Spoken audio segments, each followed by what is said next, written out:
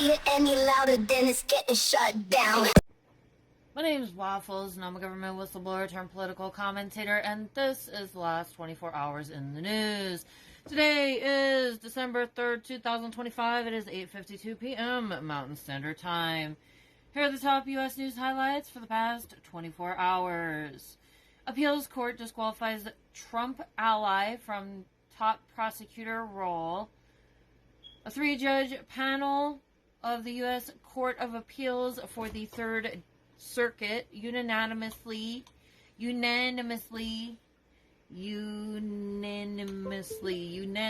ruled that Alina Habba, a former personal lawyer to Donald Trump, was unlawfully appointed as the top federal prosecutor in New Jersey. This ruling is the first by an appeals court on the validity of the administration's controversial method of bypassing Senate confirmation for U.S. attorney appointments, an issue that could affect several other interim appointees nationwide. Injunction against defunding Planned Parenthood. Michigan Attorney General Dana Nessel secured a preliminary injunction blocking the Trump administration from defunding Planned Parenthood and other centers in the state. This is a state-level win for reproductive and public health providers across the administration's policy shifts. SCOTUS to hear free speech case on Wednesday, December 3rd. The Supreme Court is hearing arguments in Oliver versus City of Brandon, Mississippi, which questions whether individuals can challenge a law as unconstitutional to protect themselves from future enforcement, even if they have already been punished for violating it. Military conduct under congressional scrutiny. Defense Secretary Pete Hegseth faces investigation over deadly boat strikes. Defense Secretary faces investigation over deadly boat strikes. Defense Secretary Pete Hegseth is facing intensifying scrutiny and a formal investigation from both the House and Senate Armed Services Committees over his handling of U.S. strikes on suspected drug smuggling boats in the Caribbean. Likely fishermen. War crimes allegations. The congressional inquiries were prompted by reports that Hegseth allegedly ordered U.S. forces to kill them all during a September operation and potentially ordered a second strike to target survivors who were clinging to debris after the boat got hit, floating in the ocean, needing assistance, floating on debris. And Pete Hegseth allegedly ordered U.S. forces to kill them all.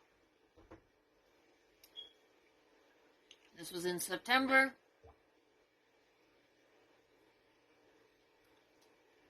Which could constitute a violation of the laws of armed conflict. People are saying that this is likely a war crime. Calls for resignation. Democratic senators are calling for Hegseth's resignation amid the deepening scrutiny over his conduct.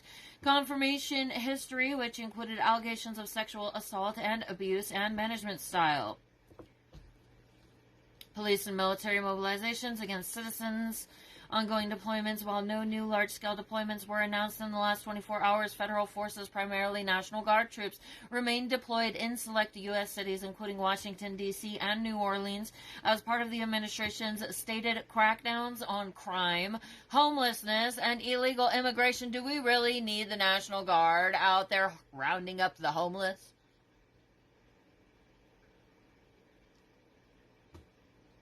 These deployments continue to draw criticism from local leaders and civil rights groups. Trump threatens Venezuela airspace in a continuation of threats against a foreign power that could involve U.S. forces. President Trump declared via social media that all airspace surrounding Venezuela is closed and reiterated that the U.S. is prepared to launch attacks inside Venezuela itself. This move has drawn a bipartisan concern in Congress, leading to the introduction of a war powers resolution to block any unauthorized hostilities. Adjudicative hold on asylum, non-sweeping immigration crackdown, risk to citizens. Following a shooting last week that resulted in the death of a National Guard member by an Afghan national, The U.S. Citizenship and Immigration Services, USCIS, issued a new policy memo announcing an immediate adjudicative hold on all asylum applications. Targeting 19 nations, the memo mandates a comprehensive re-review and potential re-interview of all individuals from 19 high-risk countries who entered the U.S. after January 20th, 2021. The targeted countries are largely in Africa, the Middle East, and the Caribbean. How much are we going to pay for this re-review and re-interview? How much is this going to cost? And why are we doing it? Risk to well-being and civil rights lawmakers and civil rights organizations, including Human Rights Watch and the Council on American Islamic Relations, CAIR, sharply condemned the move as scapegoating entire nationalities and an attempt to roll out more racist and anti-immigration policies that jeopardize the right to due process for vulnerable asylum seekers. Erosion of civil rights enforcement, deep cuts to education, civil rights.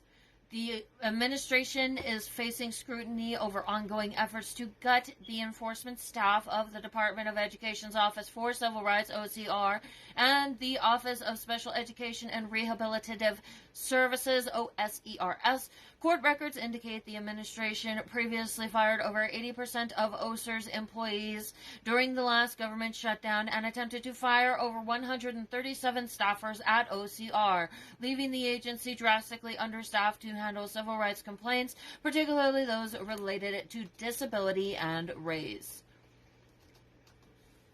Data centers drive power demand. New industry reports confirmed that the rapid deployment of AI data centers is driving a massive and unanticipated surge in U.S. power demand forecasts, threatening to create grid capacity bottlenecks, higher energy prices, and delays for other infrastructure projects in major regional markets like Texas.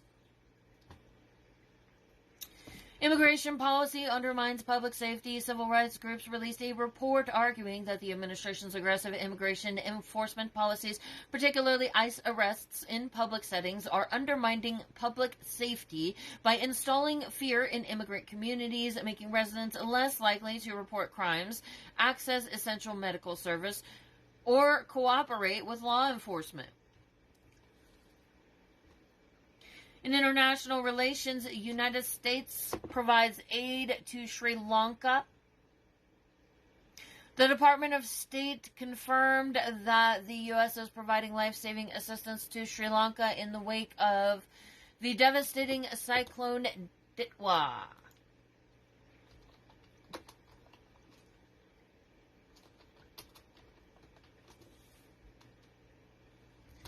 I'm just looking to see where this is at on the map. Country in South Asia. So Sri Lanka is like an island right at the very bottom of India in the ocean. That's where it's at.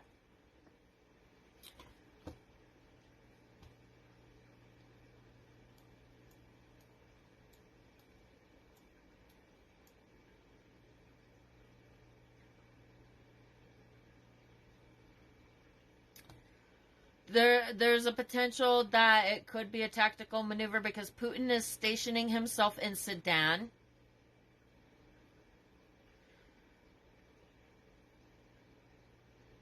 The Department of State confirmed the U.S. is providing assistance to Sri Lanka. These are people who just experienced a cyclone, so I don't got much judgment, but it is, something to acknowledge on the map. I'll be, noticing it if there's any further activity.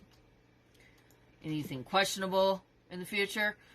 Visa restrictions on Mexican officials. The U.S. announced new visa restrictions on individuals in Mexico who are deemed to be facilitating illegal immigration to the United States, escalating diplomatic pressure on southern borders. Lewd concerning an inappropriate behavior, Trump's garbage comments. President Trump made headlines by singling out Somali migrants as garbage in public remarks. Amidst intensified deportation efforts targeting undocumented Somalis in Minnesota, this inflammatory language was cited by rights groups and lawmakers as openly bigoted rhetoric used to justify the new immigration crackdown. The DOJ sues 6 more states for unredacted voter data, legal threat, and civil rights. The Department of Justice launched a new wave of lawsuits against 6 more Democratic-led states: Delaware, Maryland, New Mexico, Rhode Island, Vermont, and Washington. Threat and risk. The DOJ is demanding an unprecedented trove of unredacted voter data, including full names, residential addresses, birth dates, driver's license numbers, and the last 4 digits of social security numbers.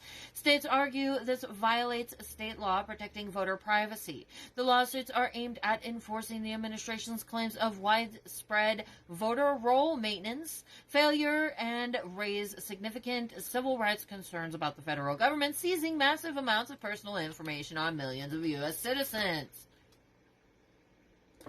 Appointees defy court orders, continue to claim federal prosecutor titles, institutional power, and legal following the Third Circuit's ruling that Alina Habba was unlawfully appointed as the top federal prosecutor in New Jersey. Reports indicate that she and other disqualified appointees, like Lindsay Halligan in Virginia, are still claiming the titles and continuing to function in the roles.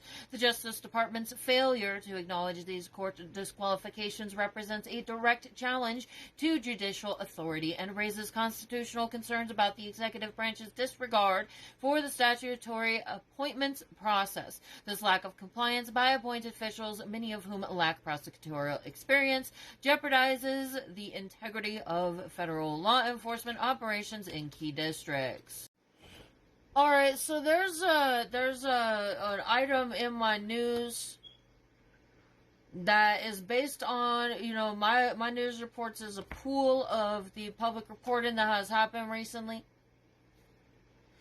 And what I do is I go through the updates every day and see if there's anything fishy, and I pay attention. It educates me to go through and learn all of this, and it gives me a good summary of what happened in the day. It doesn't cover everything, and that's why we have a massive pool of all these other content creators. I'm a whistleblower that's been monitoring fraud at our federal agencies, and the thing is I report it, I make complaints. And I did my research, and I was writing this book, and the Government Accountability Office,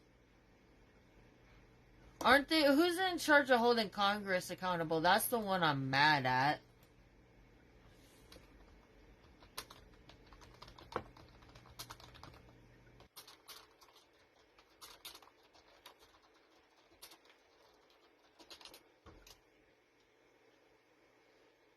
Yeah, it's the GAO. The Government Accountability Office is the primary accountability office in charge of holding the government, including Congress, accountable. Known as the Congressional Watchdog, the GAO is an independent, nonpartisan agency that works for Congress to audit federal spending, improve government performance, and help ensure federal programs are working as intended. Investigative work, the GAO investigates how the federal government spends taxpayer money, examines federal programs, and evaluates policies to assess their effectiveness and efficiency. Reporting to Congress, it provides objective, fact-based reports and recommendations to Congress and the executive branch, which helps inform legislative and policy decisions. It supports congressional responsibilities. The GAO's work directly supports Congress in carrying out its constitutional responsibilities and oversight duties. Broader mission, while it holds the executive branch accountable, the GAO also provides services to Congress, which is in a unique position to hold the GAO accountable. So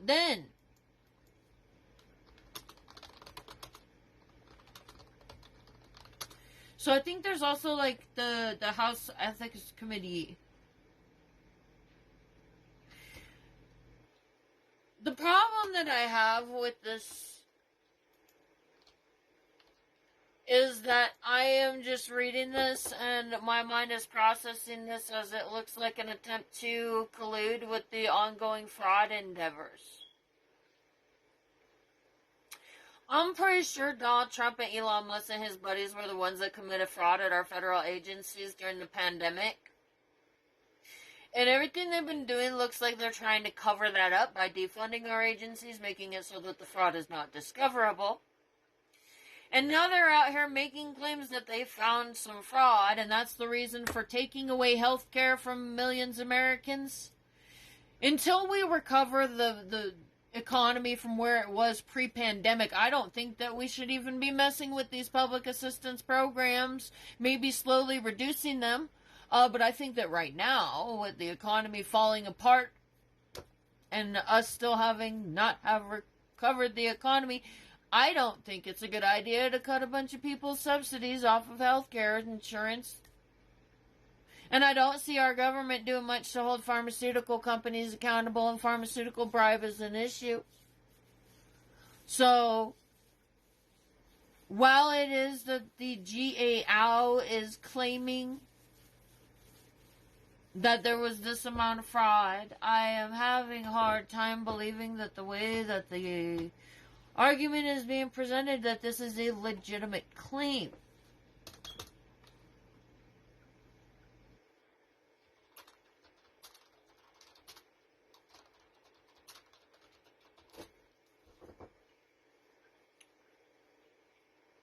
GAO, Government Accountability Office members, are not elected officials. They are appointed to their positions. That is not going to help us control corruption. Okay, this is supposed to be the Government Accountability Office. And if people in certain offices are seeking to exploit our governmental body for some sort of nefarious reasons, racketeering, money laundering, then having the people who are doing the crimes choose who is going to sit in the seat when it comes to enforcement against unethical and corrupt activities is not, in my opinion, a good idea. To let the person choose who's going to be sitting in this place to hold them accountable.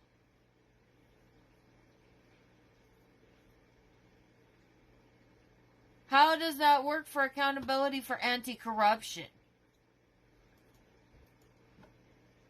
The structure and operational principles of the GAO include safeguards to ensure its independence, objectivity, and prevent corruption, bipartisan, bicameral appointment commission for the Comptroller General. When the top position, Comptroller General, is vacant, a special commission composed of bipartisan and bicameral congressional leaders recommends candidates to the president. The president must choose from this list, which ensures that the nominee has support from both political parties and both houses in Congress.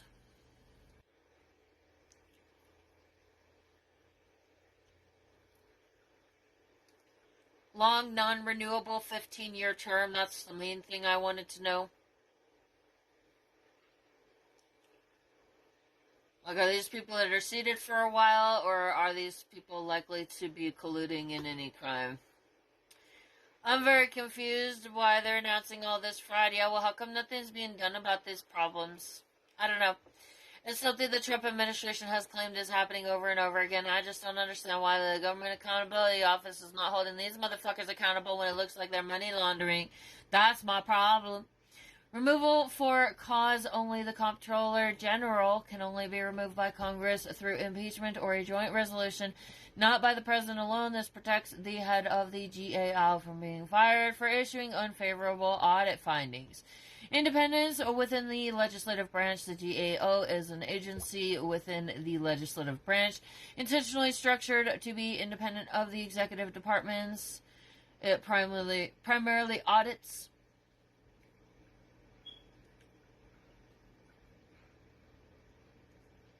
All GAO auditors must adhere to generally accepted government auditing standards, commonly known as the Yellow Book.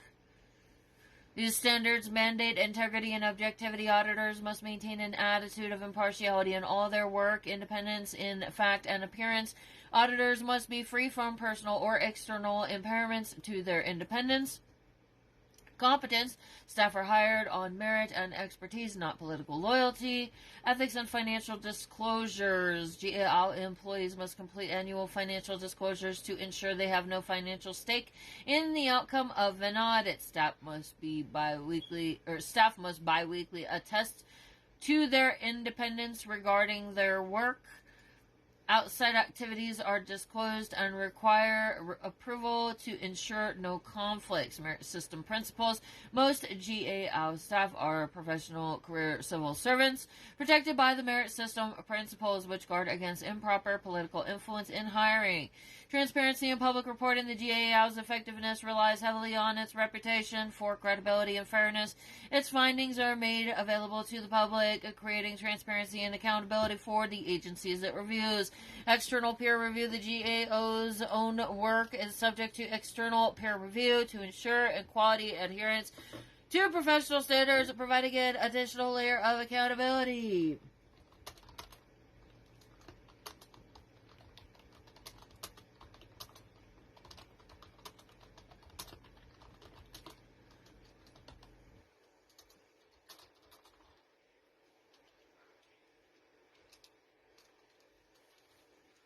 If I could type, that would be great.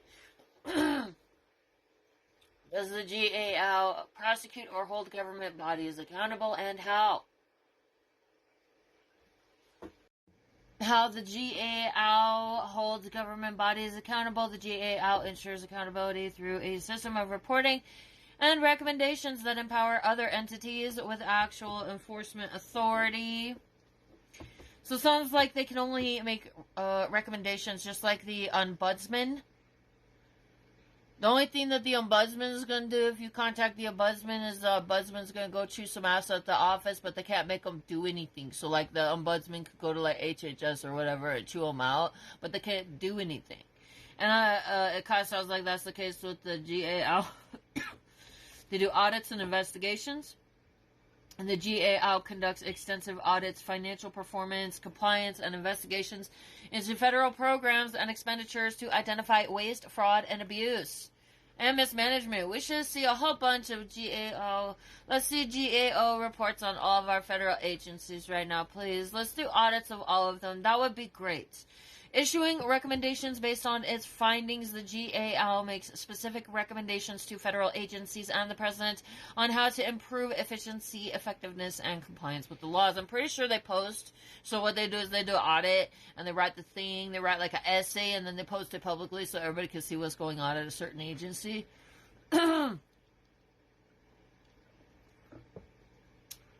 Reporting findings to Congress. This is the GAO's main mechanism for accountability.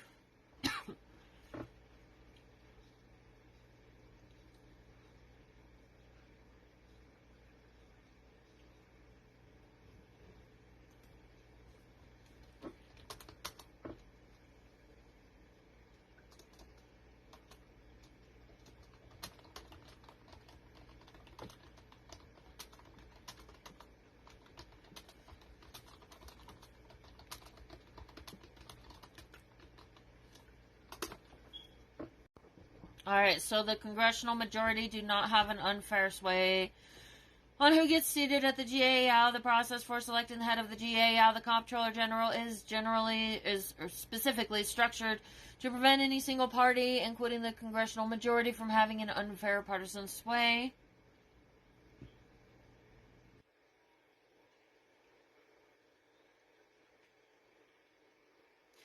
The Comptroller General position is a 10-member commission.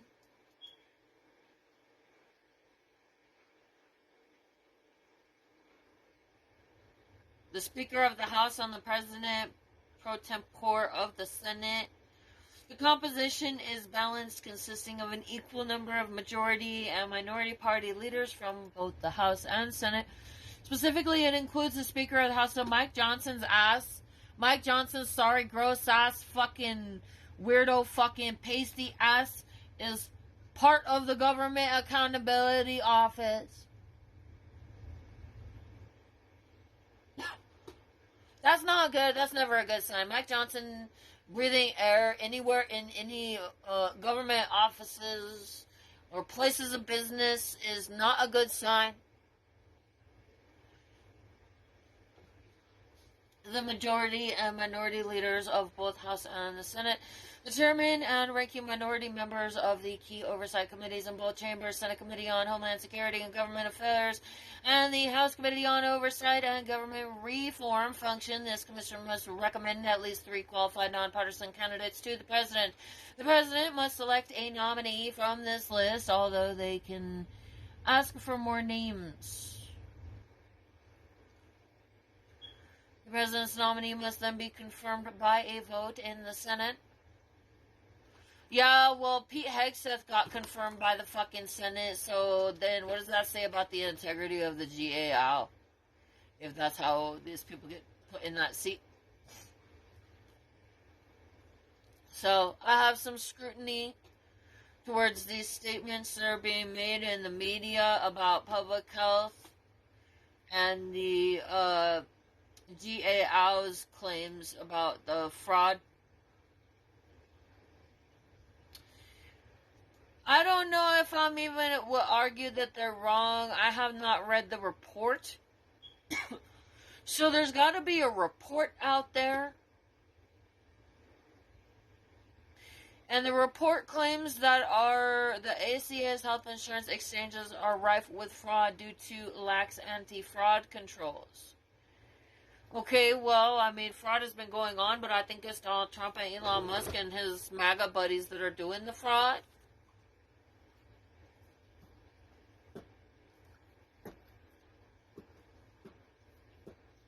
So then what will we find in this report? Does it include information that could be incriminating of the Trump administration, that could potentially reveal any likelihood of members of the United States government engaging in acts of fraud through these specific programs? Because to me, that seems to be what's trending when we look at what's happening in the fraud in these programs. There is constantly some form of government official dipping into these funds illegally. And so then if we're saying that there's fraud at the agencies as of right now with how things have been going, I'm like, I wonder who's swimming around in there that's inside our government. And we shouldn't have those kinds of problems.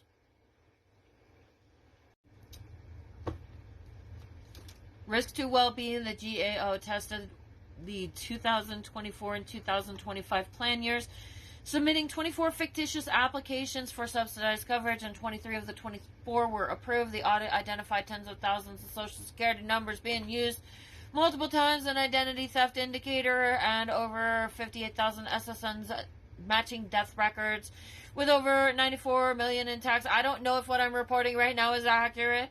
This is what they're claiming. In tax credits delivered to those accounts, this exposes massive fraud, vulnerability that strains taxpayer resources and threatens stability. We have not seen any legitimate fraud crackdowns, and our federal agencies are being dismantled, preventing the investigation of that fraud. So, due to what is happening right now, I have a significant amount of concern as to whether or not this story by the GAO is truthful, and if it is an attempt to cover up any racketeering and money laundering crimes. Because it really seems to line up with stories that were coming out of Elon Musk, but those were fake fucking fraud stories, man. He plugged a bunch of fucking Russians into our internal computers. And if there was fraud, there should be a shit ton of Americans getting money back for being victims of that fraud. Right now. I don't see nobody out here cheering, oh, the government fixed the fraud on my account. I have a hard time telling whether this story is fictitious. So I'm going to leave it at that. That is my opinion based on what I'm seeing.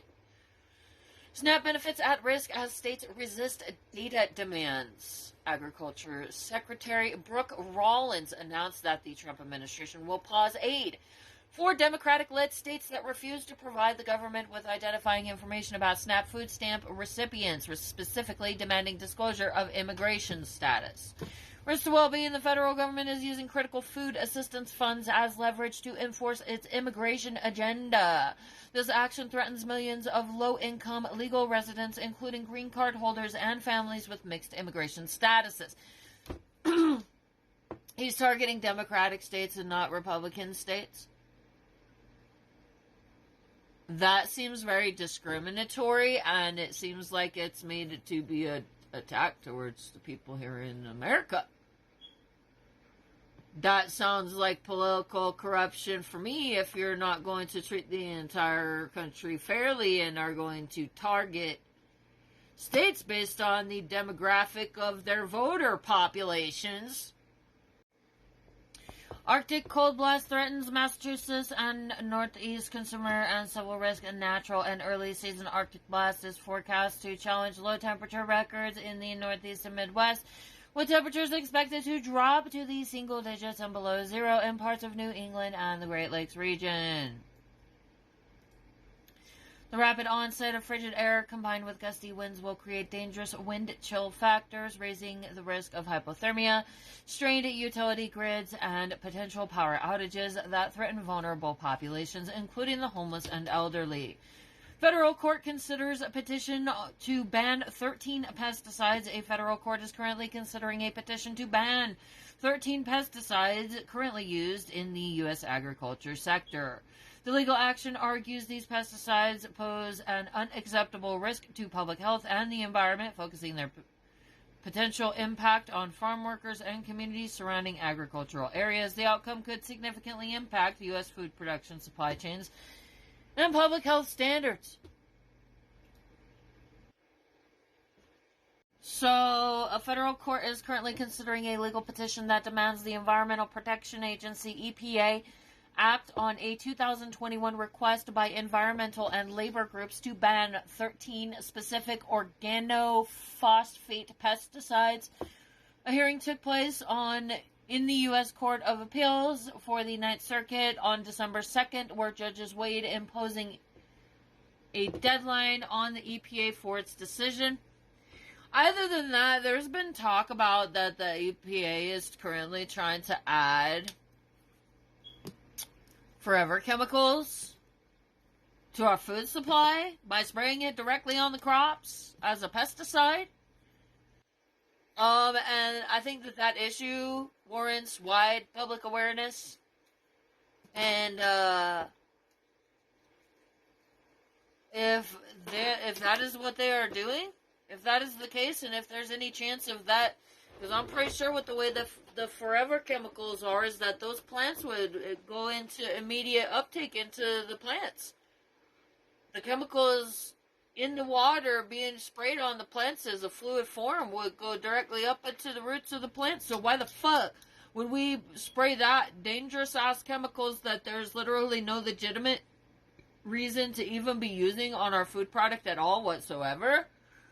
Why would we be spraying that in the food and having it in a situation where it would go direct uptake into the plants?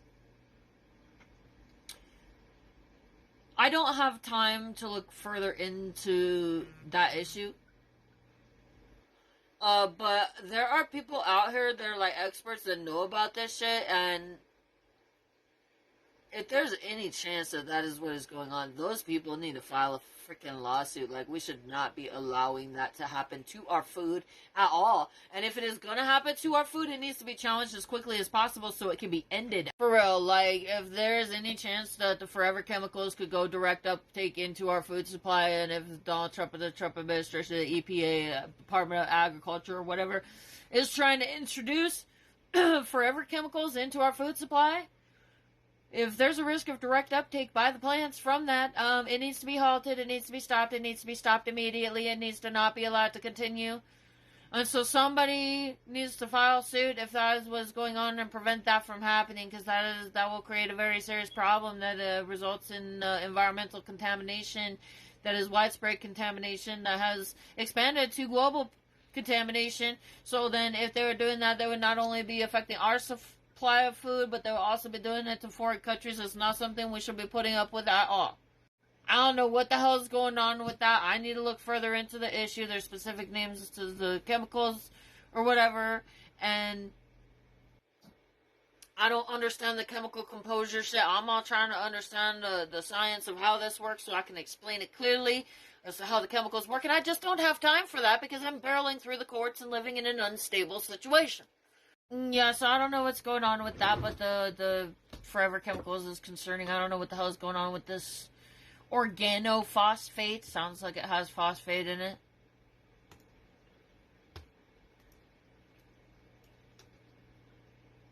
But the other thing that people are talking about the Forever Chemical is if there's a risk to public safety with that needs to be challenged. Trump files emergency motion to keep a final classified documents report sealed.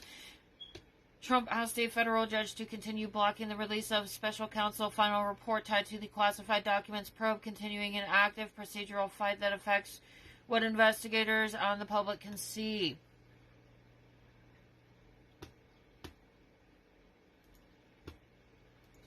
Administration suspends immigration applications from 19 non-European countries. U.S. authorities announced a freeze on pending immigration applications, green cards, naturalization, and other processes for applicants from 19 mainly non-European countries. Pardons and presidential clemency draw scrutiny. The president issued a high-profile pardon freeing former Honduran president convicted in U.S. court on drug trafficking charges, provoking bipartisan outcry and questions about prosecutorial and diplomatic consequences.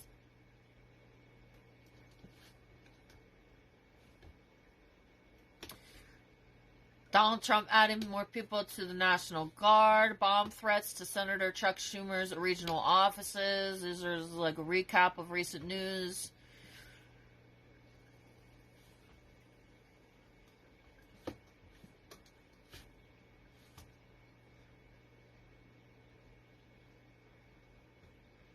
Prairie Farms gallon fat-free milk recall.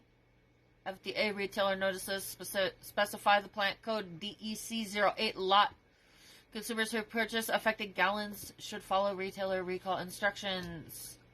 That's from the Chicago News. State warn feeds, WARN, it's an acronym. Feeds continue to log multiple smaller and mid-sized employer layoffs aggregated. These points indicate ongoing local labor market stress that can affect municipal services and household finances.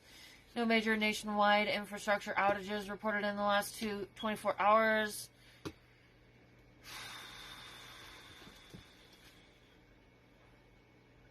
Pardons and immigration freeze have diplomatic fallout. The pardon of Honduran ex-president and immigration suspension affecting 19 countries are already drawing regional and diplomatic criticism. Both actions risk complicating cooperation on counter-narcotics, migration management, and security assistance in the Western Hemisphere.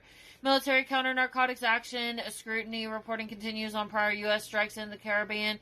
Questions on legality and civilian harm, which add to regional tensions and will likely prompt congressional and international scrutiny.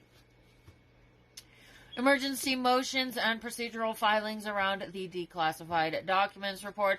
Trump's lawyers filed motions to keep the special counsel's final report sealed. Courts remain the immediate battleground for what investigative material becomes public. Expect more emergency filings and appeals in the coming days. Litigation fallout from policy moves, immigration freezes imminent. Civil rights and immigration advocates already signaled intent to sue or seek emergency relief to protect applicants whose cases were paused. These cases are likely to hit federal courts quickly. Airbus A320 fuselage panel problem. Deliveries cut, software inspection recall fallout. Airbus cut delivery targets for incorrect fuselage panel thickness from a supplier. Follows a weekend software inspection. This is a recall of airplanes. Who's affected? Airlines operating A320 family global supply chains, passengers. Why it matters, aviation supply chain issues can cause ripples across travel and hospitality and cargo movement. Inspection and recall workload could keep pressure OEMs and MRO shops. Airline schedule notices, FAA, EASA directives on safety bulletins, ripple effects. Essentially what's going on here, that is like a whole bunch of shit that don't make sense in the way that it's worded. The airplanes are not flying. It's like 3 different models. It's like the A320, the A319, and the A is something. I don't have the numbers in front of me. There was like 3 different models of airplanes that will not be traveling due to these faulty fuselages. And so it has decreased public air traffic. That's going to affect like holiday travel and stuff. Small and mid-market WARN, W-A-R-N, filings on state DOL feeds. Ongoing stream, not yet nationalized. Multiple state WARN feeds, W-A-R-N, that would be for Pennsylvania, Wisconsin, Colorado, and others, logged dozens of small, mid-size layoff notices overnight that haven't reached national headlines. Who's affected? Local workforces, municipal tax revenue, regional service economies. Aggregated local warns signal persistent diffuse labor weakness. Useful early warning for beats. This is an economic indicator that says that local economies, localized economies, towns and stuff are not doing well.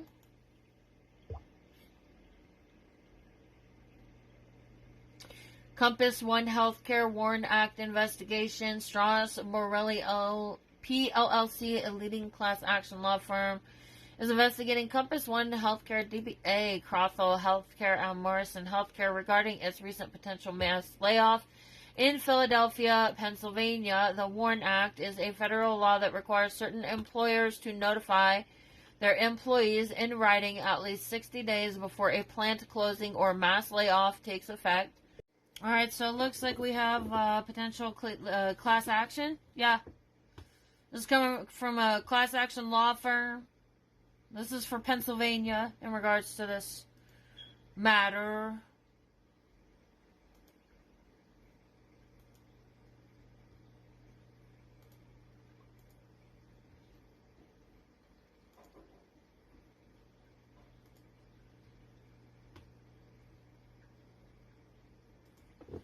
Warned layoffs, outlook, perspective, Q4 2025. The Worker Adjustment and Retraining Notification WARN Act requires U.S. employers with 100 or more employees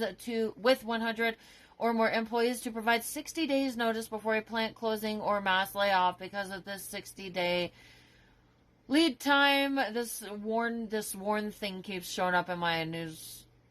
WARN notices are considered a leading indicator that offers critical glimpse into the labor market's future health, often foreshadowing trends that official government data like initial jobless claims will only reflect 1 to 2 months later.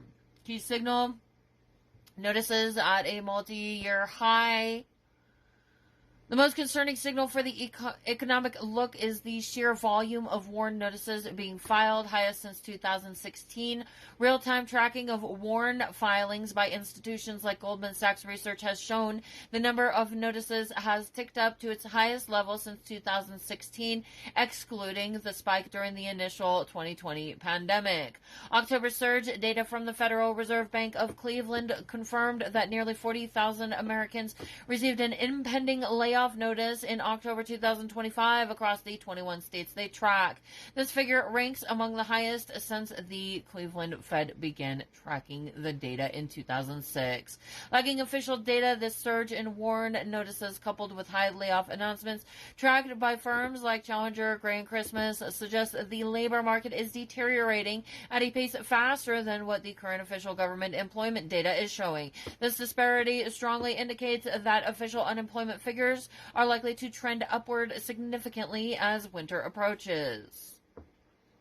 Risk of recession. Economists consider the current mass layoff figures, which are at levels typically only seen during recessionary periods to be a major warning sign. The rising layoffs are particularly concerning because the hiring rates are currently low, making it significantly harder for unemployed workers to find new jobs. And of the low fire environment, the long period described by the Federal Reserve as a low fire environment, which was seen as a firewall against recession, appears to be ending, increasing overall fragility in the labor market. Monetary policy pressure, the accelerating job cuts put pressure on the Federal Reserve to implement the widely anticipated rate cuts expected in the upcoming FOMC meeting to stimulate economic activity and to try to counteract the cooling labor market before unemployment rises sharply. So that's what that is. People losing their jobs at an alarming rate that the government is not really talking about. The warn notices are heavy in California, New York, Texas, and New Jersey, as well as Michigan, Midwest, Michigan, and Wisconsin. The primary layoff driver in California is tech, finance, and media. Continues to lead the nation in total affected workers. New York, financial services and professional services, significant cuts in the financial sector, professional consulting, PwC, Accenture, and corporate headquarters. Texas, manufacturing and logistics driven by industrial contraction, supply chain streamlining, and some tech and e-commerce center closures. New Jersey, pharma and logistics, manufacturing and operational cuts in large pharmaceutical companies and port logistics support firms. Midwest, Michigan, and Wisconsin, durable goods and auto supply chain layoffs tied to the slowdown in traditional auto sector and retail related parts, manufacturing, durable goods. So these are the main areas where there's been bad layoffs associated with these warn reports that are a indicator of a possible recession, and those are the industries impacted in those regions. This concludes today's news report for the U.S. Daily News. I'm going to go now. Bye. So the Olympics is great, and Johnny for the others, the World Cup. Johnny is the head of it. We had our top people, Wasserman. They all came in on the Olympics, and then I saw Johnny. And we got the World Cup, too. And, it's only because they rigged the election that I'll be your president representing you there. I got both of them. I got the Olympics, and I got the World Cup. And I said, it's too bad. One was in 2026, and the other was in 2028. And I said, I won't be there. I won't be your president. But then they rigged the election, and now we won. So I'm going to be your president for the Olympics and for the World Cup. So, Johnny, thank you for the World Cup. And everybody, thank you for the Olympics. We're going to have a great time. Hey, guys, don't forget to like, share, subscribe, and comment on my videos. And also, don't forget to check out my shop where you could get this awesome Real Patriots Punch Nazis t-shirt. America, fuck yeah. And if you go to the link tree in my bio on most platforms, it's got links to everything, all of my stuff. You can find my shop there. I'm on eBay. You can also get this cool Exterminate MAGA sticker, because MAGA's fucking cockroaches. And fuck MAGA. Abolish MAGA. Fuck you, MAGA.